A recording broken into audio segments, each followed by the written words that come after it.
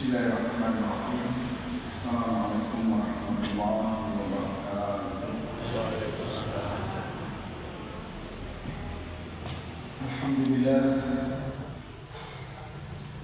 Alhamdulillahilladzi sa'ala ibadi tariqan ibadihi wa yassara wa wafaqahu fi a'malihi min khaza'in jawdihi allati la tuhsa. Asyhadu an la ilaha illallah wahdahu la syarika lahu wa asyhadu anna Muhammadan 'abduhu wa rasuluhu la nabiyya ba'dahu. Allahumma shalli wa sallim 'ala nabiyyina Muhammad wa 'ala alihi wa ashabihi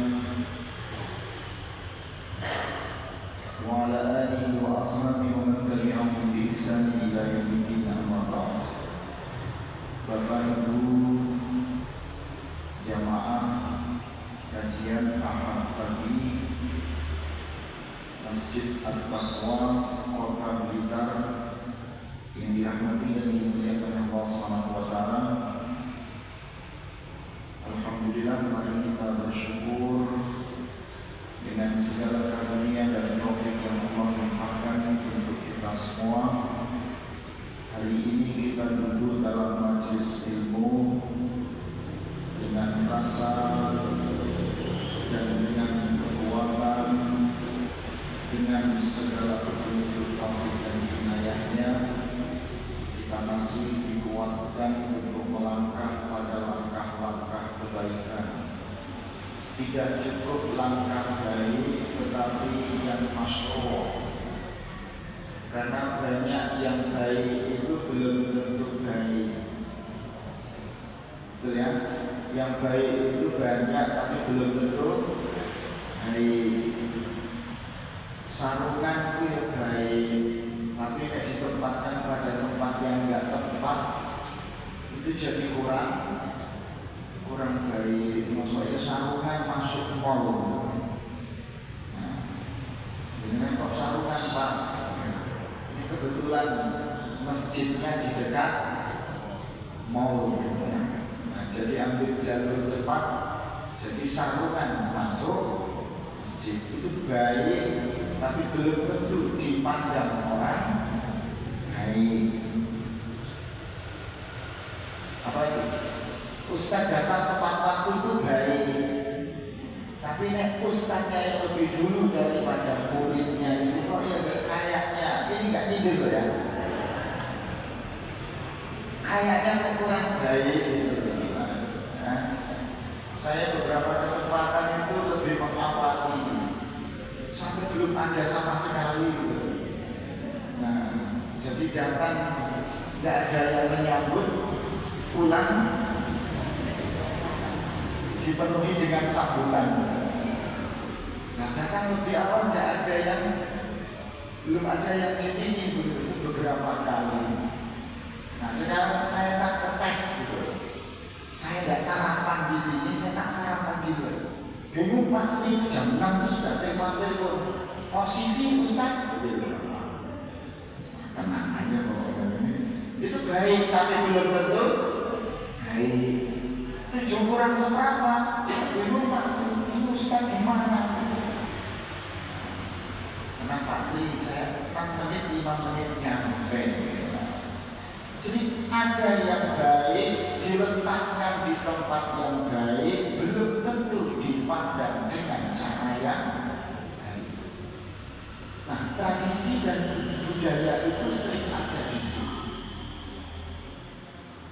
Ini saya berani bicara karena Muhammadiyah ya.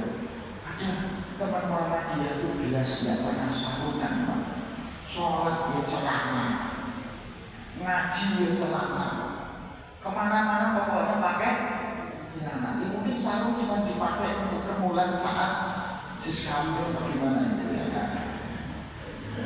Jadi ibu yang pertamanya masih kayak bapak ini gitu, pasti ini. Ada yang Muhammadiyah itu juga selalu sarungan, tidak mau celana, kalau sholat pakai sarung, itu ada. Yang paling nyaman itu Muhammadiyah, pinter sarungan juga bisa pakai celana. Nah, kesimpulan yang saya simpulkan ini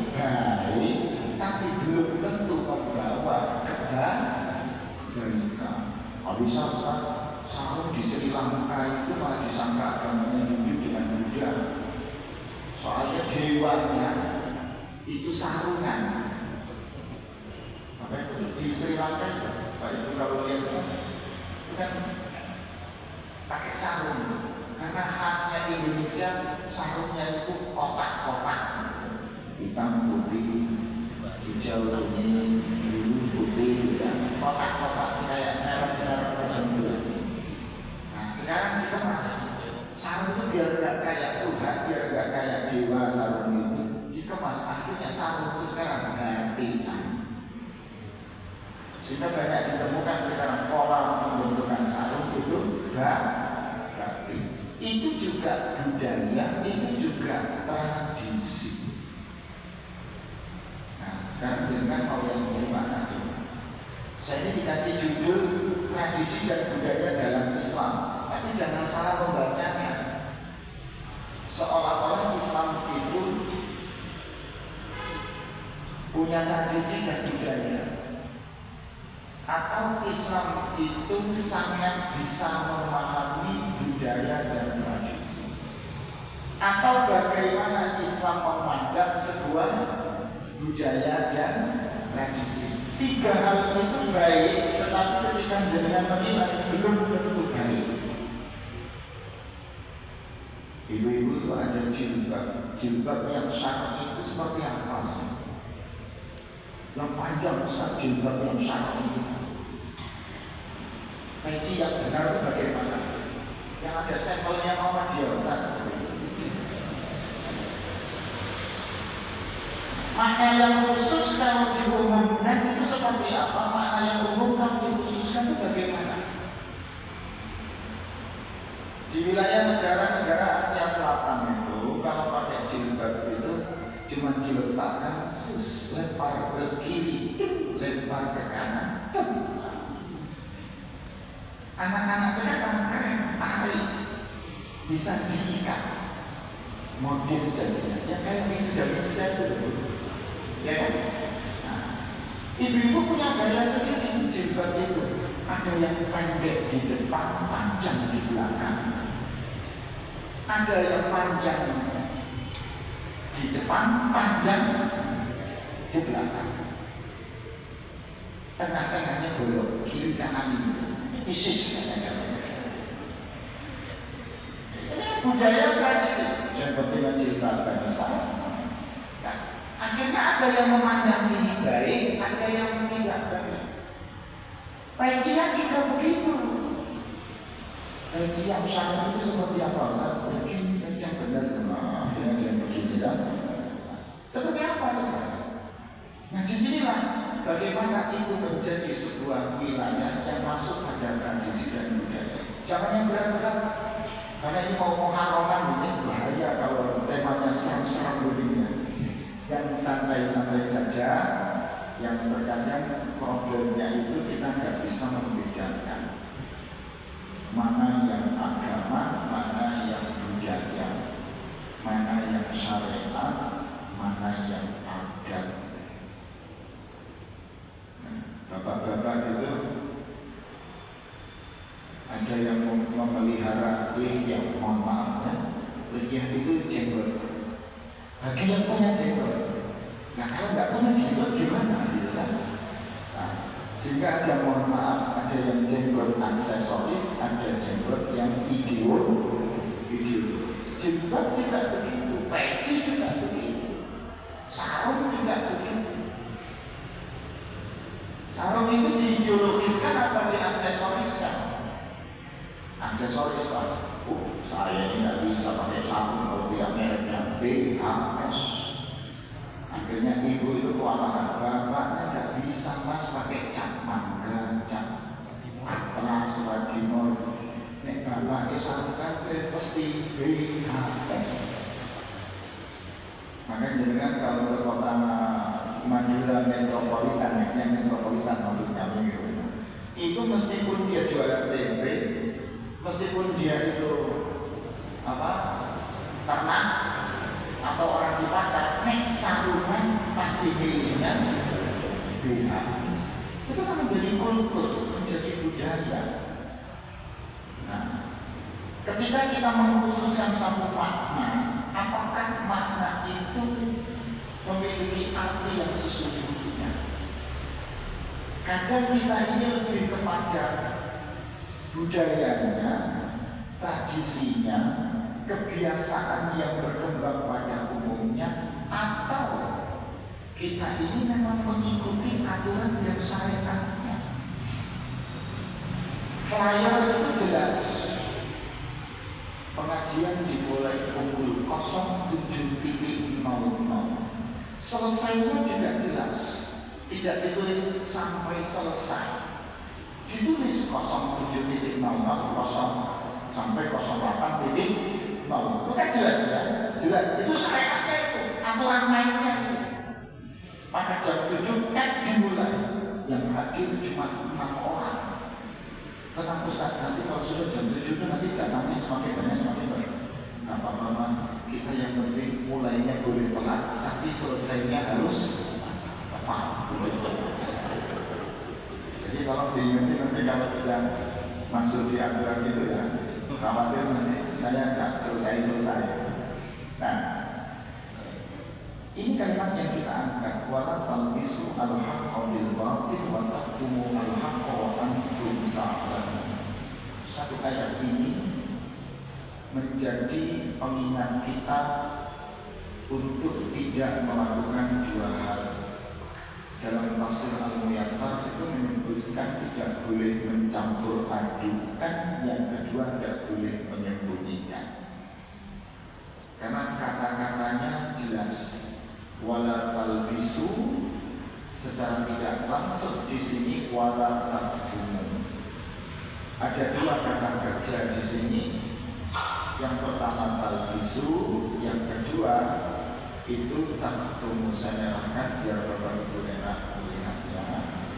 Ini dua kata kerja ini menjadi penguat budaya dan tradisi itu. Cuma ini kata kuncinya. Wala talbisu itu artinya wala tukhallitu.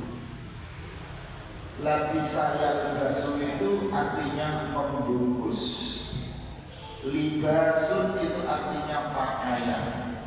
Labisa yalbasu itu artinya menjadikan sesuatu berpakaian atau albasa yulbisi.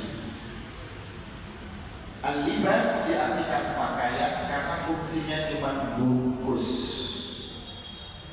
Fungsi membungkus itu berarti menutupi, dan dengan yang ada panu kada syukuran misalnya. Tapi karena dikasih bungkus, mau wantem lagi. Nah, artinya fungsi daripada pakaian bukan sekedar membungkus, tapi menyembunyikan atau menutupkan sesuatu. Nah, perintahnya yang diajarkan kepada kita, jangan membungkus, jangan mencampur adukan. Jadi ada kebenaran, tampakkan yang benar, ada kesalahan, tampakkan kesalahan. Maka saya mencontohkan yang paling enak-enak saja. Itu tadi saya di BB ada pakai jilbabnya seperti yang saya ceritakan tadi. Ada yang pakai pejinya seperti yang saya contohkan tadi. Ada yang kehadirannya seperti yang kami contohkan. Nyaman. Nah, ini namanya kita tidak menutup-nutupi, tapi menyampaikan apa adanya. Wala talbisu al-haqqa bil batil, tidak boleh mencampur adukan kebenaran dengan kebatilan. Ya, al-haqqu bayyinun wal batil bayyinun, al-halal bayyinun wal haram bayyinun. Yang benar itu jelas, yang halal itu jelas, yang salah itu jelas, yang batil itu jelas. Wa ma bainahuma musytabihat. Di antara keduanya itu syubhat. Nah, kita diminta tidak mengikuti yang syubhat, tapi mengikuti yang bayyinun, yang jelas-jelas. Maka panjenengan dalam amal ibadah ikuti yang jelas-jelas saja. Wong yang jelas itu banyak belum bisa kita lakukan, kok malah mencari yang tidak jelas. Betul apa enggak? Bu, Pak, betul apa enggak? Nah ini bapak ini kalau ditanya gimana Pak? Ibu salah Pak. Ibu juga ditanya gimana Bapak? Mungkin salah Pak. Ya. Sehingga bapak ditawari gimana Pak Andi? Pak Andi Amal gimana kalau menikah lagi? Boleh kayaknya Pak? Boleh. Lalu yang pertama saja yang jelas belum. Yang pertama saja belum selesai dengan titik terang kejelasan. Gimana mencari yang tidak jelas? Nah, masa depan kita, pekerjaan kita, apa yang harus kita rencanakan, apa yang akan kita kerjakan, apa yang kita evaluasikan, lebih baik kita melihat yang bayyinun daripada yang tidak mubayyin. Ya.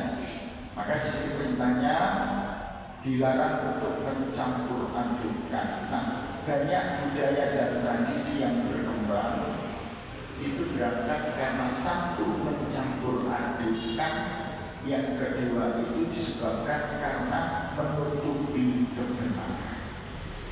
Ada yang benar itu ditutupi, ada yang tidak benar itu ditampakkan. Kita ini dihadapkan pada zaman yang susah, karena sulit untuk bisa kita menyatakan kebenaran, tapi lebih banyak di antara kita mudah untuk membenarkan kenyataan. Ya, qulil haqqa walau kana murra, katakan sebuah kebenaran itu adalah sesuatu yang benar, meskipun sesuatu itu berat, pahit akibatnya. Ada teman saya itu namanya Mas Andi Amal. Mas Andi, kapan menikah? Belum tahu Ustaz. Usia berapa Mas Andi? Ya sudah lumayan banyak. Punya rasa cinta enggak? Ada Ustaz. Nah, kenapa tidak mencintai? Kata Ustaz tidak boleh mencintai karena tidak semua sesuatu yang kita cintai bisa kita miliki. Puitis sekali anaknya itu, yang namanya Mas Andi Amal itu. Terus saya tanya, Mas Andi, itu ada yang senang pada jenengan? Bagaimana kalau itu kita datangi? Jangan Ustaz, saya belum siap. Cinta itu tidak berangkat dari kesiapan, tapi cinta itu berangkat dari teman-teman. Saya tak cari yang mungkin cari wangsit kan, cari akhirnya kita dihadapkan kepada tradisi. Padahal yang namanya kebenaran itu kalau sudah waktunya, kalau sudah memang itu kondisi dan situasinya, kalau memang itu kesempatannya, kalau memang itu langkah yang harus dilakukannya, itu yang ada kita cuma punya Allah. Kita hanya bisa melakukan bismillah. Gimana Bu? Teganya kok jelek kok Bu? Gimana kalau kita kembangkan? Antusias muridnya bagus. Di samping kita ini perumahan. Sebentar Pak, kita rambut dulu sama kita. Jangan terlalu banyak tanggung. Yang ada dikerjakan. Kita kalau tidak besarkan lembaga ini, kita tidak bisa dapat murid. Sekarang gimana caranya lembaga ini bisa kita besarkan kan begitu? Akhirnya sang kepala TK itu yang bersuamikan seseorang pun ngomong, Mas, gimana kalau sertifikat tanah kita yang senilai 2M ini kita masukkan ke dalam? Itu apa? Bangun sekolah. Oh, menarik. Nah, boleh nggak sama teman-teman? Nyicilnya bagaimana? Yang penting kita menghutangkan, karena ini untuk perjuangan. Itu jadi gharib apa enggak? Enggak konek. Jadi gharib apa enggak? Orang yang berhutang di jalan Allah kan? Ya, mas itu masjid daripada ada dibangun-bangun. Ini sertifikat tanah ini kita masukkan saja biar masjid itu cepat selesai. Kurang berapa dananya? 1,5 M dari 8 M. Akhirnya tinggal di samping masjid itu memasukkan ke bank, turun dari 1,5 M seakan masjid dan jadi masjidnya. Siapa yang nyawa? Yang punya rumah itu. Sampai akhirnya masjid punya kemandirian atau lembaga itu punya kemandirian. Nah, kita ini banyak pertimbangan-pertimbangan yang tidak benar. Betul apa enggak? Mudah-mudahan tak begitu ya. tradisinya berkembang? Karena kita dihadapkan kepada tradisi-tradisi yang kalau tidak sesuai, ya ditolak. Kalau tidak ditolak, ya diam untuk menolaknya. Yang sesuai itu banyak, silaturahmi, menyambut orang sakit, dan seterusnya, kerja bakti. Banyak bagian dari rule kehidupan kita yang itu sebenarnya bagus, baik. Muhammadiyah kajian itu pasti identitasnya itu Ahad pagi. Kok nggak ada kajian Sabtu pagi? Kok ya ada kajian Jumat pagi? Oh, liburnya umat Islam itu Jumat. Sekarang kalau sudah banyak kajian Ahad pagi, kita mengadakan kajian Jumat pagi. Itu kan identitas yang disepakati. Kesepakatan yang disepakati yang tidak bertentangan dengan syariat, disepakati oleh orang banyak dan bisa menjadi kebiasaan-kebiasaan yang tidak bertentangan dengan aturan dan syariat penduduk negeri setempat, jalan. Maka di Jawa Tengah itu ada kajian Sabtu pagi. Di Jawa Timur banyaknya Ahad pagi. Yang bertolak belakang banyak, Sukabumi, Sejauh, liburan dan macam-macam dengan lebih pahamnya. Tradisi yang didiamkan juga banyak, juga pawai, arisan, transaksi jual beli itu didiamkan. Ustaz, saya ini dagang mobil, Ustaz, punya showroom.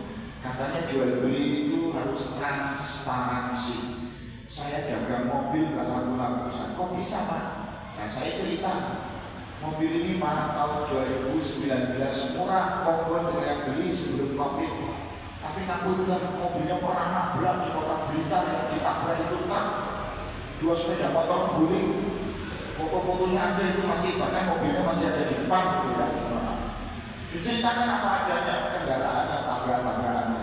Ya mobilnya nggak laku, dia nggak bisa jual. Akhirnya bagaimana Ustaz kalau saya dagang mobil itu saya ngomong, monggo ini mobil adanya seperti ini, jangan coba, enak pokok di bawah, tidak enak silakan dibalikan. Jangan minta apa saya buka, silakan dilihat mesinnya, diperiksa. Nah, jual beli seperti ini mau tidak mau bisa nggak bisa, akhirnya ubah hukumnya karena didiamkan. Gimana mau transparansi? Nah, silakan itu dibuka dengan yang baik-baiknya. Ini kesepakatan yang terjadi karena tradisi yang mengembangkan itu. Tidak ada yang bisa membantah dalam budaya dan tradisi kecuali hanya dalil. Dalil itu dua. Ada al-muttafaq alaih, ada al-mukhtalaf alaih. Yang muttafaq Al-Quran, Al-Hadis. Dalil yang disepakati al-adilah min al-adilah al-muttafaqa 'alaiha Al-Quran wal Hadis. Kita bagi Muhammadiyah at-tarjih dari ijma' dan qiyas. Secara Islami semuanya 4 sumber hukum itu Al-Quran, Hadis, ijma', qiyas. Ada lagi al-muttafaqah, dalil yang kontroversi. Itu banyak, ada al-uruf, ada al-istiqsam, ada al-istishab, ada syarat al-qablana, ada al-masalih al-mursalah, dan seterusnya. Sekarang saya tanya, ada namanya seseorang, misalnya ini contohnya, namanya itu Pak Sahlan Aminullah. Beliau itu RW dalam satu perumahan. Kebetulan pimpinan Ratib Muhammadiyah, kebetulan Dikdasmen cabang Muhammadiyah, dan kebetulan Majelis Tabligh pimpinan. Suatu hari karena Bapak RW ada warganya yang meninggal. Kebetulan warga yang meninggal ini terpandang dan berpengaruh di masyarakat. Nah, karena sudah meninggal, terjadilah kebiasaan tradisi yang berkembang. Maka biasanya setelah kematian itu, ya,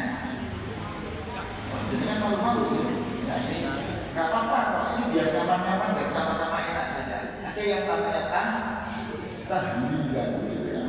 Nah, karena Bapak RW diundang khusus oleh tokoh masyarakat ini. Bapak RW Bapak bisa datang, Bapak Sandra Pak, ini ada musibah ini. Atas nama RW beliau datang. Acara dimulai setelah Isya. Dilalang menjelang Isya itu, sohibul musibah itu ditelepon karena kiainya tidak bisa datang atau ustaznya tidak bisa memimpin, berhalangan. Bapak RW ini karena majelis tablignya PDN, ya, kemudian ketua rantingnya Muhammadiyah, Pak Haji Salan, saya minta tolong ya. Ini berhalangan, tamunya sudah banyak, berkatnya begitu, terornya ini sudah bagus. Pemimpin tahlil gitu kan jenengan juga dai begitu. Akhirnya Bapak Sahlan Aminullah itu mau tidak mau memimpin. Mungkin terjadi apa enggak? Bapak Ibu, mungkin terjadi apa enggak? Pertanyaan saya, apa kata dunia Aisyah dan Muhammadiyah? Besok jangan jadikan pimpinan gitu. Jangan jadikan pimpinan nanti. Jangan jadikan apa seperti itu. Ayo, kursi rumah ya maksudnya. Saya nggak bisa. Kedudukannya enak. Amanahnya ada pada amanah karena ada warganya yang tertimpa musibah. Makanya di dalam PXIWM yang jarang diajarkan di masyarakat di grassroots kita, pedoman hidup Islami warga Muhammadiyah, itu ada tatanan yang mengajar bagaimana kita menata keluarga kita, menata individu kita, menata pribadi kita, yang maksudnya menata keluarga masyarakat kita, organisasi kita. Itu ada ditata di situ. Nah, disitulah yang ada itu kelenturan-kelenturan. Mau tidak mau, al-muttafaq wal mukhtalaf kita berada di dalamnya. Disitulah kategori dua dalil ini disepakati dalam tataran usul fiqh maupun dalam ilmu fikih. Saya masuk dalam al-uruf. Al-uruf itu sering diartikan dengan tradisi. Secara bahasa menurut al-ma'rifat wujudnya menyebutkan ma istaqarrat an-nufus 'alaihi bi syahadatil uqul wa talaqqatul fawa'id bil qubul. Jadi namanya tradisi itu ketika terjadi diputuskan akal bisa menerima, karakter tabiatnya manusia tidak mempermasalahkan jalan. Jadi tidak bertentangan dengan akal dan tidak bertentangan dengan kebiasaan. Saya pakai peci warnanya hitam, padahal peci itu warnanya macam-macam. Ada yang berlogo, ada yang tidak berlogo, ada yang kembang-kembang, ada yang ukir-ukiran, ya, macam-macam. Ada yang warna-warni. Tapi intinya kan fungsi. Intinya ini menutup kepala. Sama seperti hijab. Jadi peci ini punya sejarah, hijab itu juga punya sejarah. Kita ini terkadang tidak mau menerima sejarah karena generasi instan. Karena kita generasi modern tidak mau tahu sejarah.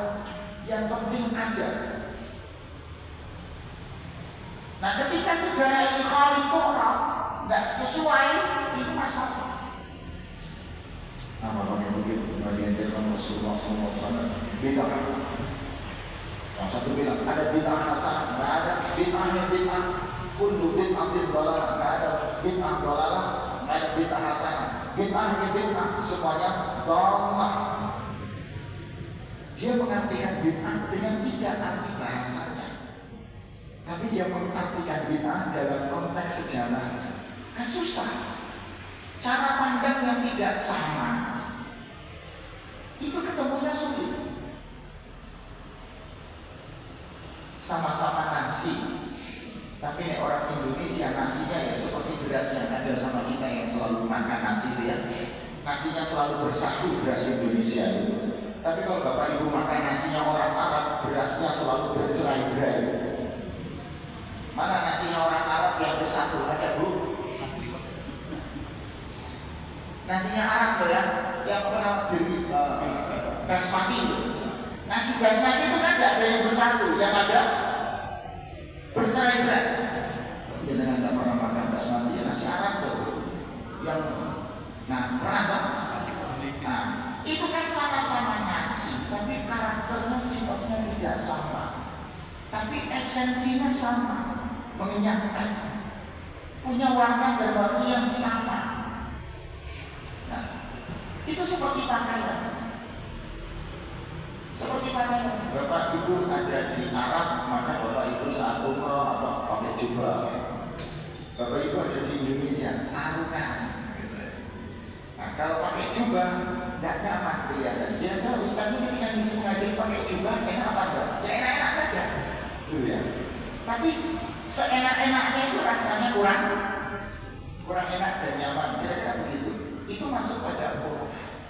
Akal kita seperti apa, hati kita seperti apa, itu bisa menerima atau tidak. Di dalam kaidah usul fiqh itu disebutkan i'tadahun nas wa saru 'ala kulli fi'lin sya'a bainahum aw la yata'arrafu itlaqahu 'ala ma'na khas la ta'lamu lughah wa la yatadabbaru ghayruhu 'inda sama'i. Ini ada kebiasaan dan kebiasaan itu bisa diikuti selama ta'arufan nasional ini diketahui populer umum lah begitu. Maka yang tidak disebut dengan budaya dan tradisi itu kalau tidak umum, ghairu ma'lufatul istighfar, ghairu ma'lufatul istighfar. Mau itu kata-kata, mau itu ucapan, mau itu perbuatan dan seterusnya. Di dalam dalil-dalil hati kita di dalam Al-Quran itu disebutkan khudil afwa wa'fur bil 'urfi wa a'rid 'anil jahilin. Disebut ma'ruf dari kata-kata arafah. Arafah itu artinya mengetahui, mengerti, memahami, mengenal. Kalau anak kita mau menikah, itu namanya ta'aruf. Pekerjaan yang baik disebut ma'ruf. Kebiasaan kalau itu memang menjadi tradisi budaya dan membawa kebaikan menjadi uruf, al-uruf. Aslinya dari apa? Arafah. Bapak Ibu yang pulang dari haji itu hukum tempatnya namanya Arafah. Jadi kan sebelum ibadah kemarin ibadah sholat itu puasa namanya puasa Arafah. Asli katanya Arafah. Tradisi budaya menjadi al-uruf. Arafah itu apa? Mengerti, mengenal, ya. Nah, kita diminta khudil afwa, jadilah engkau pemaaf, wa'mur bil ma'ruf atau wa'mur bil urfi. Kata al-urf itu menjadi sebuah bagian yang akhirnya terkondisikan bagaimana caranya kita meminta maaf atau bagaimana caranya kita untuk bisa menyampaikan yang ma'ruf. Sehingga cara orang untuk mengajak yang ma'ruf, mengajak yang al-urf, yang baik itu anwa wa asyar, macam-macam. Apakah cara Bapak Ustaz mendidik anaknya akan sama dengan Bapak dokter mendidik anaknya? Tidak sama. Tapi sang Pak Ustaz dan sang Pak dokter ini ingin menjadikan sama-sama kedua anaknya ini menjadi anak yang soleh. Tapi caranya berbeda. Nah, ada nggak kesepakatan yang ma'ruf itu? Kan nggak ada. Maka apa dan bagaimana cara kita, budaya kita, tradisi kita menyesuaikan? Disitulah yang disebut al-urfu. Jadi budaya, tradisi selama tidak bertentangan dengan aturan dan syariat yang diajarkan Allah dan Rasulnya itu diperbolehkan. Jelas Bapak Ibu sekalian. Sama dalam beberapa perintah yang Allah perintahkan pada kalimat-kalimat dan itu tetap menunjukkan kepada kita sebuah kemuliaan. Kenapa ada kemuliaannya? Karena ada kebaikan di dalamnya. Kenapa ada kebaikan di dalamnya? Karena kebaikan itu memberi sesuatu yang berdampak pada perubahan yang menunjukkan sebuah kebaikan. Wa 'alal maulud, dan bagi anak yang dilahirkan kemudian dia memiliki kewajiban untuk memberikan nafkah untuknya, maka dengan menyusui anak-anaknya, lahu rizquhunna wa kiswatuhunna bil ma'ruf. Untuknya adalah kiswah. Kiswah itu sesuatu yang diberikan berupa apa yang menjadi penutupnya, pakaian. Warizquhunna bil ma'ruf, dan rezeki yang baik. Pertanyaannya, bagaimana kita memberi nafkah yang harus diberikan? Nafkah ini tidak sama, karena rezeki saat anak pertama dengan rezeki anak yang kelima beda. Waktu rezeki anak yang pertama susunya tajam, karena ekonomi masih susah. Begitu lahir anak yang kelima, anak yang keenam, wah, sudah beda. Susunya apa? Nah, grandfield, karena rezekinya sudah banyak. Anak pertama nggak pakai pampers, kemana-mana jebol pokoknya, gitu ya. Anak keempat kelima, wah, sedikit-sedikit iritasi, ganti pampers. Rezekinya kan tidak sama. Itu menyesuaikan selama tabiatnya, akalnya tidak bertentangan. Itulah budaya dan tradisi yang memang ada dalam kehidupan kita, bisa kita ambil melalui apa yang kita analisa dari beberapa ayat yang disampaikan. Ya, dalam Al-Baqarah 233. Ada lagi di 241. Walil mutallaqat, dan bagi wanita-wanita yang diceraikan oleh suaminya, ya. Mata'un bil ma'ruf, untuknya itu ada kenikmatan. Al-mata', mut'ah. Mut'ah itu dari kata-kata mata. Maka nikah mut'ah itu nikah yang membawa kenikmatan. Kalau tidak membawa kenikmatan, jangan dilakukan mut'ahnya. Apalagi mut'ah sudah tidak diajarkan Rasulullah. Bahasa sekarang itu disebut kawin kontrak. Boleh nikah mut'ah itu, karena dulu itu namanya kontrak. Menikah dengan cara dikontrak. Anda saya nikahi malam ini, 3 hari ke depan karena mumpung tugas di sini, ya, maka 3 hari setelah saya nikahi ini Anda bukan lagi menjadi istri saya. Ini kalau membawa kenikmatan karena ada kebaikannya. Tapi kalau tidak ada, maka tidak bisa disebut mut'ah. Nah, bagi wanita yang diceraikan oleh suaminya itu ada kenikmatan, dan kenikmatan itu bil ma'ruf, dengan cara yang baik. Pertanyaannya, yang ma'ruf ini dalam ukuran seperti apa bagi wanita yang dicerai oleh suami? Kan masing-masing tidak sama ukurannya. Entah karena wanita itu belum disentuh atau karena sudah disentuh. Maka disebut ma'ruf, maka arafa an-nafsu alaihi, apa yang menjadi kebiasaan masyarakat setempat. Teman saya yang tadi namanya Mas Andi Amal itu aslinya Makassar. Saya tanya, Mas Andi, daripada nikah dapat orang Makassar, mahal-mahal. Yang masalah itu misalnya dia mencintai orang yang dari Banjarmasin, jangan mahal-mahalnya. S1 75 juta, S2 150 juta. Anda mencintai siapa? Bukan S2, 150 juta. Enak ambil dari Jawa, 150 jutanya juga buat modal. Karena anak-anak kita yang S2, Aisyah itu kan free of charge sudah. Nah, S2 ngajar di SMK Muhammadiyah, S2 ngajar di SD Muhammadiyah. Dapat nggak usah pakai gitu-gitu, yang penting disimpan uangnya, ditabung nanti sama-sama. Nggak pakai rame-rame syukuran saja begitu. Kan enak dulu. Ini saya benar-benar yang namanya Mas Andi Amal gitu ya. Daripada ambil makan saya 150, itu nggak ada tawar-tawar. Negonya susah. Karena posisinya membeli. Nah, apa yang harus diberikan, apa yang harus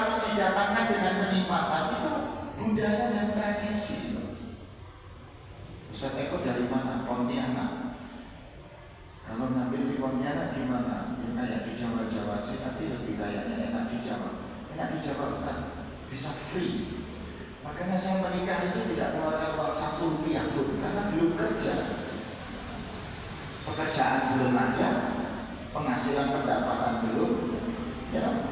Yang ada tabungan sedikit dari hasil yang sedikit, ya itu bisa dipakai untuk membeli cincin harganya 1.300.000. Pak, saya cuma bisa memberikan cincin itu nanti dalam akad nikah. Ini yang saya serahkan sama seperangkat alat sholat. Yang lainnya nggak ada karena saya belum punya penghasilan. Sebaik-baiknya mahar itu diberikan itu berangkat dari keinginannya sendiri. Nah, menjadi tradisi dan budaya yang repot dan panjang.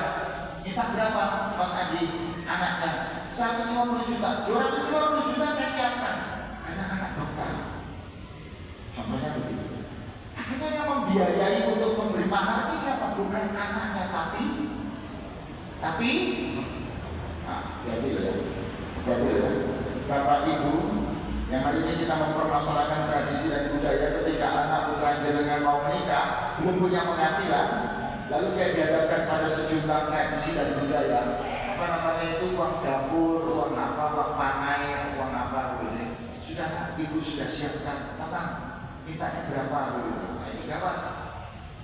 Padahal sebaik-baiknya itu yang diberikan itu dari sesuatu yang dihasilkan dari apa yang dikerjakan dari anak. Tapi orang tua tidak semuanya mengerti dan memahami. Namanya gengsi, anak kepala KPU, misalnya anak kepala apa, pejabat apa, begitu gengsi lah maharnya, kasih 100 juta. Anaknya kerja saja belum. Gimana? Rasulullah mengajarkan kita beri yang terbaik meskipun hanya dengan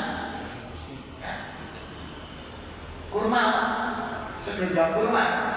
Mampunya kita segenggam kurma, kasih segenggam kurma itu sebagai makan. Nah ini kadang-kadang ngetren gitu. Berapa yang dikasih duitnya? 220 juta. 260 juta. 626 rupiah. Karena nikahnya tanggal 26 bulan 6 tahun 2020. Bunyinya itu, akhirnya kan budaya dan tradisi itu mengamalkan segala sesuatu yang ada dalam kehidupan kita. Islam secara tidak langsung mengajarkan kita masuk menerima syariat itu secara kafah. Udkhulu fis-silmi kafah. Kafah itu totalitas. Totalitas itu berarti kita mengambil seluruh apa yang diperintahkan dan meninggalkan apa yang tidak diperintahkan. Kalau mengambil apa yang diperintahkan berarti pikir baik-baik yang akan diambil apa sesuai dengan kemampuannya. Kalau meninggalkan, tinggalkan yang memungkinkan untuk bisa ditinggalkan. Selama tidak memungkinkan untuk ditinggalkan, jangan ditinggalkan. Kok nggak jamaah masjid, Pak? Ngapunten saya nggak bisa jamaah. Kenapa? Di rumah ada uangnya kantor, dititipkan karena bendaharanya telat 250 juta. Jadi daripada saya sholat jamaah di masjid nggak khusyuk, mendingan saya sholat di rumah karena di rumah sedang ada uang titipan. Jangan dipermasalahkan larangan karena dia tidak sholat di masjid. Anda yang tidak sholat di masjid selama Anda mendengar kuping, Anda mendengar adzan berkumandang, Anda kafir. Ada alasannya. Ibunya sakit di rumah, orang tuanya tidak bisa apa. Ketika dia akan berangkat ke masjid, orang tuanya ternyata mohon maaf dia minta ke belakang karena akan buang air kecil atau besar, atau ingin mandi atau ingin yang lainnya. Akhirnya ada urusan yang tidak memungkinkan dia berangkat sholat berjamaah. Itu kan ada syar'inya. Nah, yang diperintahkan kondisional, yang dilarang pun kondisional. Selama yang tadi kita sebut al-adillah al-muttafaqah 'alaiha wal mukhtalafah fiha bisa kita beli. Ya. Sampai di sini ada pertanyaan.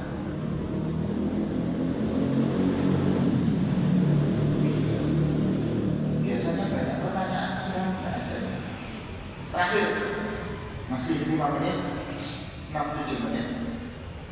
Apa ukuran kebenaran kita? Mayoritaskah atau kita ini minoritas? Ini problem kita. Kita lebih senang banyak-banyakan tetapi tidak ada kualitasnya. Islam kuantitas tapi tak berkualitas. Muslim yang berkuantitas, mayoritas yang berkuantitas tapi tak berkualitas.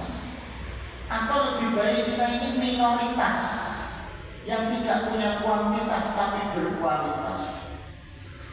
Ukuran yang benar itu bukan karena kuantitas. Ukuran kebenaran itu karena berkualitas.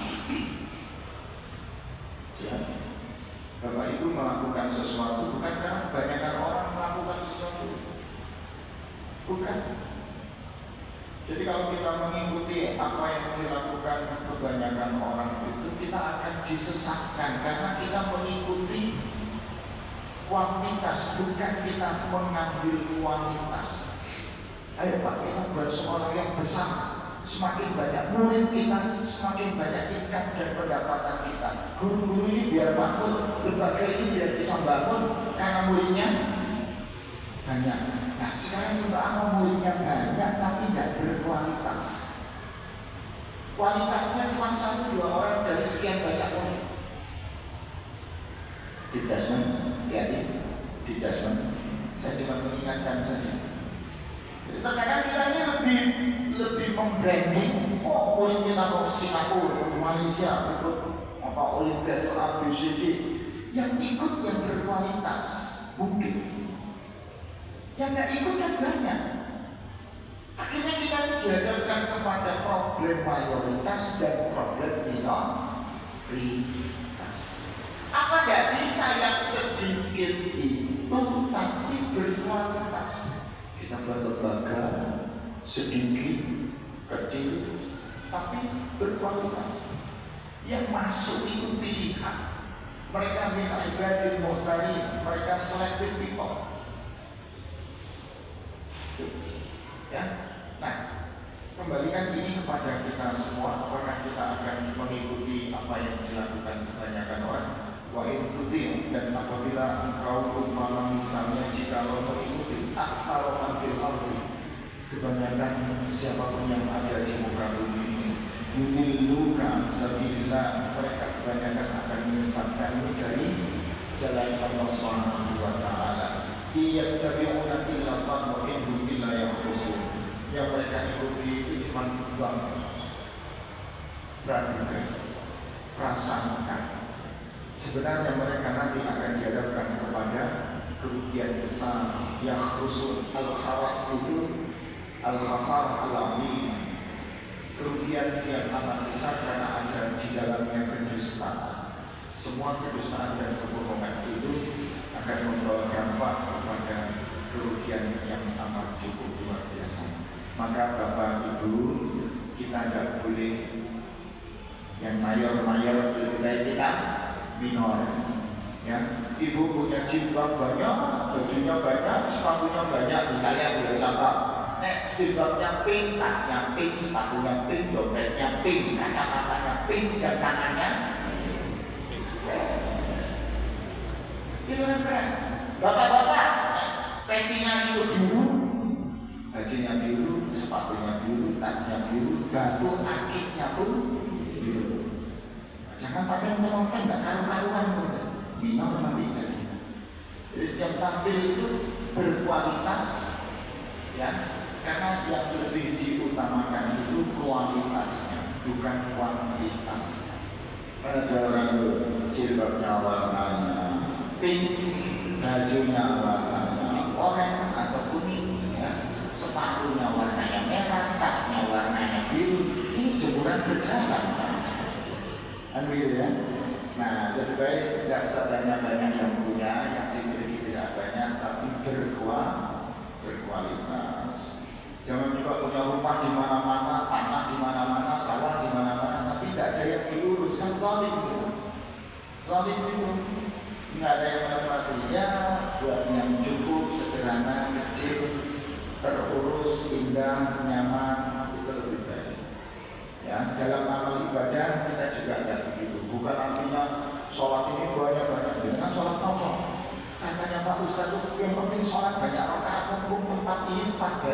hari ini hari baik, bulan ini bulan baik, waktu ini waktu baik. Jadi sholat itu nggak diukur seperti banyak rakaat. Nah ini kan daripada kita melakukan yang banyak tapi tidak ada nilai hasilnya, lebih baik yang sedikit, yang sholatnya cuma 2 rakaat tapi berkualitas. Makan juga begitu, makan gubur-gubur, lauknya apa? Cuma tempe sama telur.